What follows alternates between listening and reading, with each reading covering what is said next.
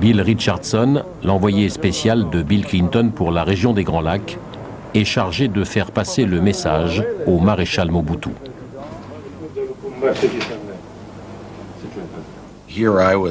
Vous m'imaginez, moi, un ambassadeur américain allant voir Mobutu, le président d'un pays, pour lui dire qu'il était important qu'il quitte le pouvoir? C'était difficile. Mais j'ai été ferme et clair. En fait, je voulais lui montrer mon respect. Il était au pouvoir depuis des années, il avait été l'ami des Américains.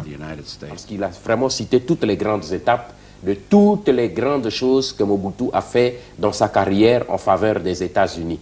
Ce qui présageait déjà de la sensibilité du message.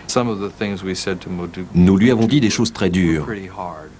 Par exemple, que son armée allait perdre, qu'elle était incapable de défendre Kinshasa,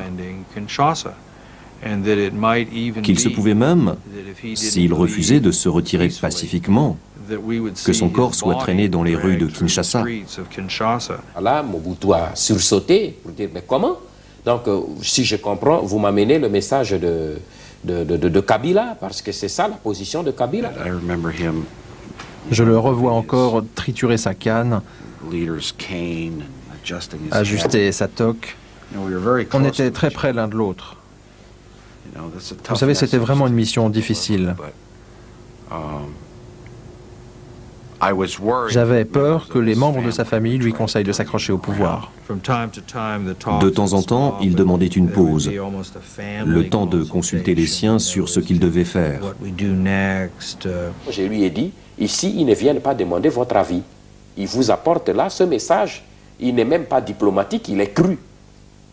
On vous met devant un ultimatum. Vous acceptez, voici les conditions. On vous fait sortir avec votre famille, avec la sécurité de vos biens et tout. Et on protège vos biens à l'extérieur.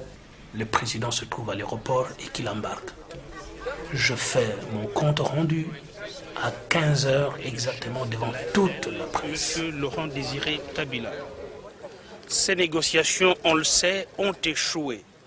En conséquence, le chef de l'État a quitté Kinshasa vendredi matin pour se rendre à Badolité.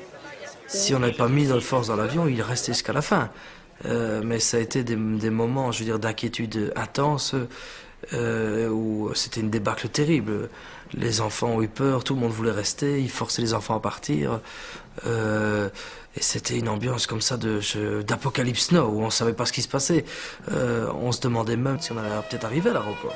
Le président avait donné son itinéraire secret pour que la voiture avec les différents membres de la famille puisse arriver à l'avion. On a dû passer par des chemins qui n'étaient pas connus des autorités. On était entouré par la DSP, qui était armée. Il y avait même des chars sur la route. On était mis dehors presque avec un coup de pied derrière, j'ose dire. Et je dois dire, je suis un peu amer d'un peu la réaction de tous ces grands hommes politiques et d'avoir un peu laissé tomber Mobutu dans les derniers mois de sa vie. Il était seul et je crois qu'il a été complètement abandonné par tout le monde. Par tout le monde. Quelques rares personnes étrangères à sa famille ont peut-être soutenu, mais c'était une fin digne d'une tragédie. Il ne faut pas oublier que plus on monte haut dans l'arbre, plus on devient fragile. Il suffit d'un rien pour se retrouver par terre en morceaux. Et c'est ce qui est arrivé à Mobutu. Il a cru qu'il était devenu Dieu parce que tout le monde lui faisait croire.